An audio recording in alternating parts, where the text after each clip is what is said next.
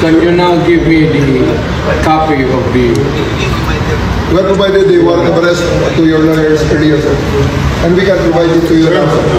What the lawyer Ngayon na, was presented to us was I have Attorney Delgra and Attorney Remedial Diaz. copy of the purported warrant of arrest. Secondly, you read his rights.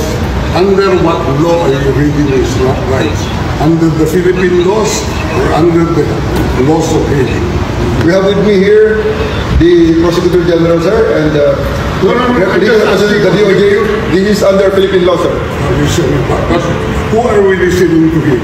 An international agency? Who do we follow? I'm very sorry, sir, but this is not the place for such arguments. Right now, sir, we're just making the arrest. I just want to educate all our Yes, sir. friends here. No worries, Because sir. tayo, Can you now give me the copy